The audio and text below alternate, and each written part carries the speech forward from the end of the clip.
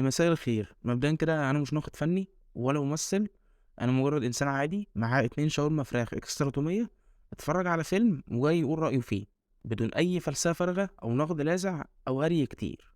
وطبعًا كل التقدير والاحترام لكل صناع وكرو العمل اللي شاركوا في الفيلم وبذلوا مجهود عشان يطلعوا بتجربة سينمائية أيًا كانت إيه نتيجتها.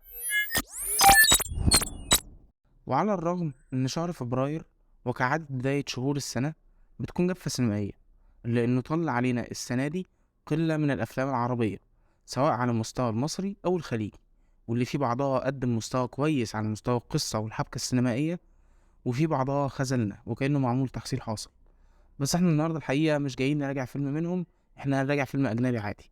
فيلمنا المرة دي هو بلين، بطولة جيرارد باتلر ومايك كولتر، اللي قدم لنا مسلسل لوك كيدج من إنتاج مارفل، واللي الحقيقة لغاية دلوقتي مش عارفين وضعه إيه في كون مارفل السينمائي الكبير. الفيلم بيبدأ بالطيار برودي تيرنس، واللي بيمثل دوره جيرارد باتلر، واللي بيقلع بطائرة قبل الكريسماس بيوم على متنها 14 راكب. وقبل الإقلاع بيعرف الطيار إنه هيواجه ظروف جوية عنيفة أثناء الرحلة، ولكن شركة الطيران بتضطرهم يطيروا على نفس مسار العاصفة تقليلا للنفقات، وعلى أمل إنهم يعدوا منها بسلام. فهل هيقدروا يعدوا منها؟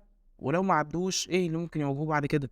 تصنيف الفيلم هو أكشن وغموض وإثارة، وللحقيقة ما فيهوش ريحة الغموض والإثارة، لأن قصة الفيلم وأنت بتتفرج هتحس إنها متعادة قبل كده. قصة الفيلم نفسه والكور نفسه قديم مش جديد، يعني شفنا القصة دي مليون مرة قبل كده، ويمكن بتنفيذ وتخطيط أحسن من كده.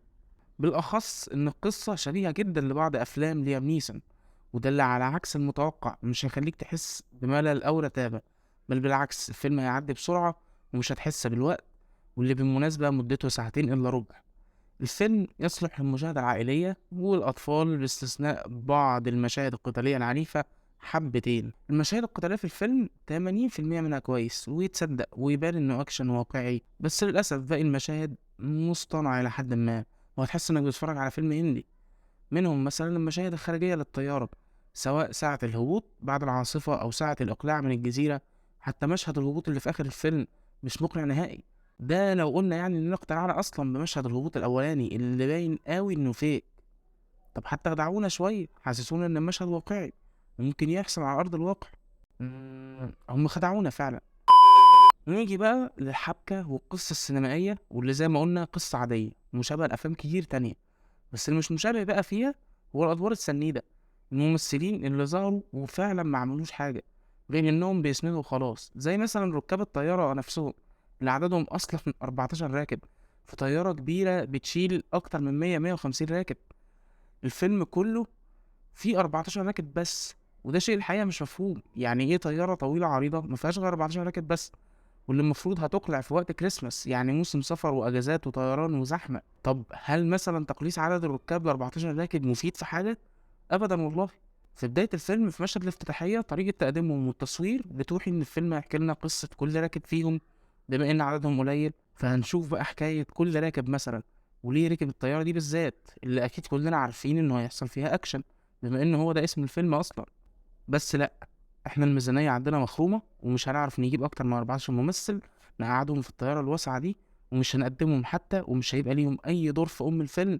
وطبعا الحبكة الاخيرة متوقعة جدا ومقدمتش اي انبهار او اثارة. في النهاية تقييم الفيلم 6 من 10، وده يعني احنا كارمينه قوي. واعتقد انه كان فيه طرق كتير جدا يقدروا يحسنوا بيها الفيلم وطريقة تقديمه، بس غالبا الانتاج ما كانش سخي كفاية انه يقدم لهم الادوات الكافية لتحسين جودة المنتج اللي بيقدموه. في النهاية لو عجبتك الحلقة دوس لايك واشترك في القناة وقول لنا رأيك في الكومنتات، وما تنساش تتابعنا في الفيديوهات الجاية.